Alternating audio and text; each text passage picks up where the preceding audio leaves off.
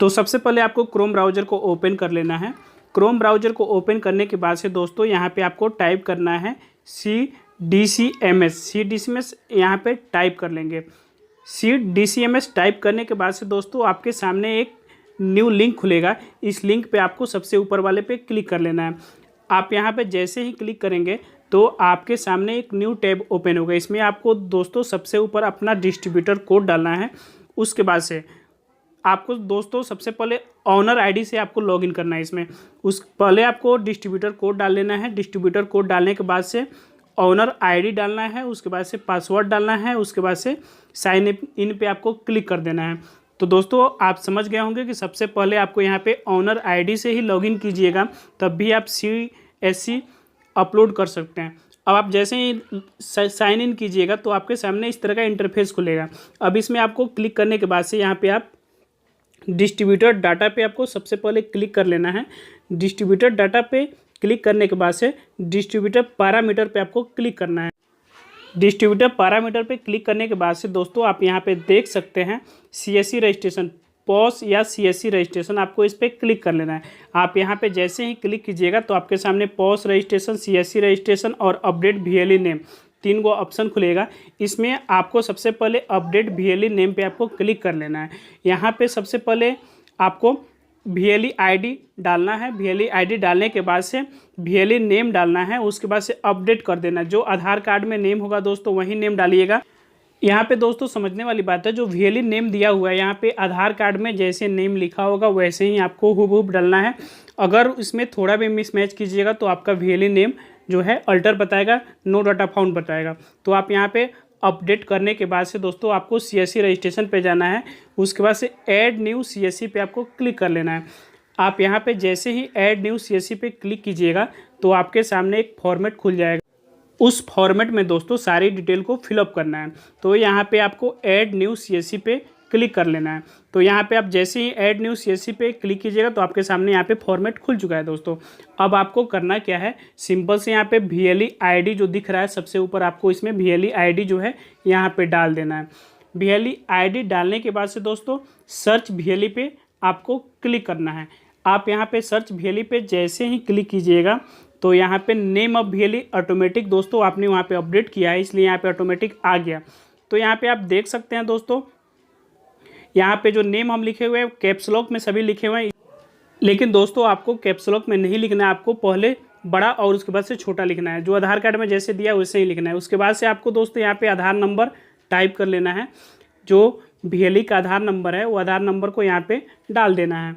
अगर VLE के पास ड्राइवरी licence available है तो डालना है। अगर ड्राइवरी लाइसेंस अवेलेबल नहीं है तो यहाँ पे ड्राइवरी लाइसेंस के उसी तरह छोड़ देना है। उसके बाद से यहाँ पे एड्रेस में दोस्तों अपना पूरा एड्रेस जो है VLE का जो पूरा एड्रेस है यहाँ पे डाल देना है। विलेज, पोस्ट और डिस्ट्रिक्ट और राज्य के साथ पिन कोड के साथ यहाँ पे सब चीज़ यहाँ पे डाल देना है। इसके बाद से दोस्तों यहाँ पे स्टेट ऑटोमेटिक आ जाएगा, डिस्ट्रिक्ट ऑटोमेटिक आ जाएगा। उसके बाद से यहाँ पे नेम ऑफ तहसील में जो टाउन का नाम है वहाँ पे डाल देना है। उसके बाद से नेम ऑफ विलेज जो है दोस्तों फिर से यहाँ पे गांव का नाम टाइप कर देना है। यहाँ पे दोस्तों लॉन्गिट्यूड और लैटिट्यूड कैसे निकाला जाता है इसके लिए हम एक अलग से वीडियो बना चुके हैं दोस्तों। आपको लॉन्गिट्यूड और लैटिट्यूड कैसे निकालना है उस वीडियो का लिंक हम डिस्क्रिप्शन में दे देंगे, आप वहाँ से आप निकाल सकते हैं। उसके बाद से आपको निकाल के यहाँ पे डाल देना है। इसके बाद से दोस्तों यहाँ पे ईमेल आईडी VLE का डाल देना है। ईमेल आईडी टाइप करने के बाद से दोस्तों VLE का मोबाइल नंबर डाल देना है। अगर मोबाइल नंबर VLE के पास 2 है तो दोनों मोबाइल नंबर डालना है, अगर एक है तो एक भी आप डाल सकते हैं। यहाँ पे VLE का मोबाइल नंबर टाइप करने के बाद से दोस्तों आपको डेट ऑफ रजिस्ट्रेशन पूछ रहा है दोस्तों। तो यहाँ पे समझने वाली बात यह है दोस्तों कि जो CSC सेंटर वाले जो कागज़ को अपने सिस्टम में जिस डेट को अपलोड किए हैं वही डेट यहाँ पे डालना है। जो 1000 रुपये की राशि CSC सेंटर वाले अपने खाते से कटवाए हुए हैं उसी डेट को यहाँ पे उनसे पूछ करके यहाँ पे डाल देना है। उस डेट को डालने के बाद से दोस्तों अब आपसे पूछा जा रहा है MOU वैलिडिटी फॉर्म, जो आपका एग्रीमेंट हो रहा है दोस्तों वो एग्रीमेंट किस डेट को हुआ है वो डेट यहाँ पे आपको यहाँ से चूज कर लेना है। वो डेट डालने के बाद से दोस्तों एग्रीमेंट जो है वो 2 सालों की एग्रीमेंट हो रहा है। यहाँ पे दोस्तों 2 साल ऐड कर लेना है। जो 2021 में आपका एग्रीमेंट हुआ है तो 2 साल बढ़ा के 2023 कर लेना है। जो डेट है वैसे ही इसको डेट को रहने देना है। तो यहाँ से आप समझ सकते हैं कि एग्रीमेंट जो एक्सपायरी डेट 2 साल का है तो 2 साल यहाँ पे कर लेना है अपना। उसके बाद से आपको यहाँ पे सब कुछ क्लियर करने के बाद से आपको एक बार फिर से वेरीफाई कर लेना है कि आप कहीं पे भी मिसमैच नहीं न किए हैं। उसके बाद वेरीफाई करने के बाद से दोस्तों आपको सेव ऑप्शन पे क्लिक कर देना है। आप जैसे यहाँ पे सेव पे क्लिक कीजिएगा तो आपका जो डाटा है वो सेव हो जाएगा। जैसे कि आप यहाँ पे देख सकते हैं दोस्तों, मेरा डाटा जो है सेव नहीं हो पाया क्योंकि हमने जो नेम है VLE का वो कैप्स लॉक में दिए हुए थे दोस्तों। इसके चलते मेरा जो डाटा है अभी सेव नहीं हो पाया। तो सबसे पहले हम उसको सुधार करेंगे क्योंकि VLE नेम में दोस्तों शुरू में फर्स्ट नेम जो है वो बड़ा रहेगा, उसके बाद से सब छोटा रहेगा। जैसे आधार कार्ड में दिया होगा वैसे ही आपको टाइप करना है।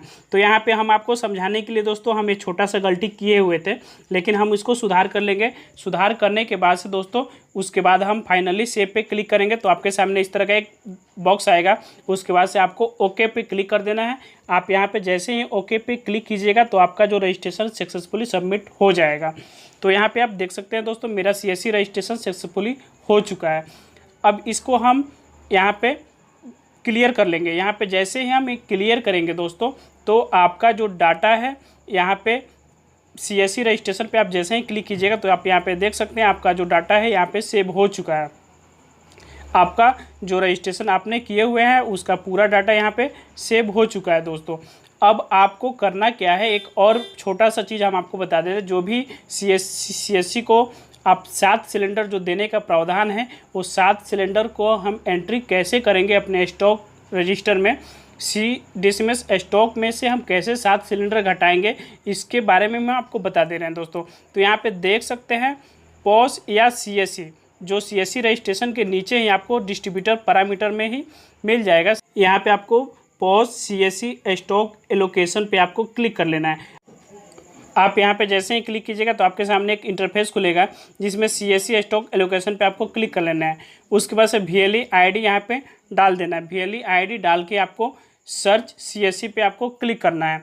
आप यहाँ पे जैसे ही क्लिक कीजिए तो आप यहाँ पे देख सकते हैं 14.2 kg इम्पटी सिलेंडर जो आपका स्टॉक है यहाँ पे टोटल स्टॉक दिखाएगा। उसके बाद से आप कितना किस CSC वाले को देना चाहते हैं, इसमें आप जो स्टॉक में से आप यहाँ पे घटा सकते हैं। 14.2 kg में से घटा सकते हैं।